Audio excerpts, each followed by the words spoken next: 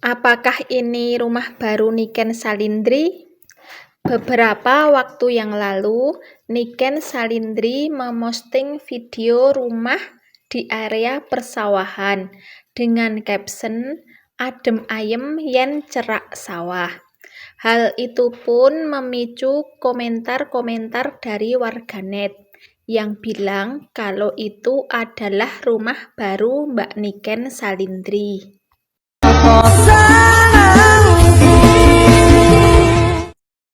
Komentar pertama yang Mbak Tiwi baca, "Ken, untung kita bukan tetangga. Takut banget lihat pencapaianmu, takut dibanding-bandingin sama emakku." Masya Allah, Mbak Niken, rezekinya sangat deras seperti air mengalir. Semoga besok dapat jodoh yang terbaik pilihan Allah. Allahumma nular rezekine Mbak Niken ya Allah. Ken, omahmu cerak sawah kira-kira ana tikuse enggak? Asline sing gawe ayem tentrem iku pikirane dhewe. Di tempat senyaman dan seindah apapun, nek pikirane ruwet ya bakale bubrah. Masya Allah, memang benar usaha tidak mengkhianati hasil. Sungguh luar biasa pencapaiannya dengan usia yang masih 17 tahun. Nular yuk, nular. Jenengku yo Niken, omahku yo cerak sawah, persis omahku lantai 2, yo omah kayu Ken, lagi proses renov yoan, kok iso en?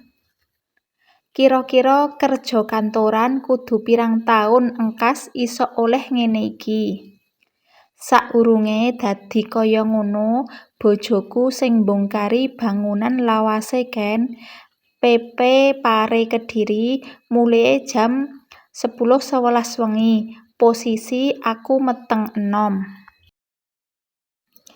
Rezekinya nular neng Niken, berkah barokah. Masya Allah, alhamdulillah, nek wis dadi kabeh Sherlock ya tak dolan. Ih, biyen pernah ngopi mrene. Lah kok saiki wis dadi ngene iki, Masya Allah. Njaluk omahmu siji ae Ken, anggep ae dulur Ken. Jenenge padha, semoga rezekine nular ya. Esuk neh enek rezeki aku yo arep gawe rumah kaya ngono.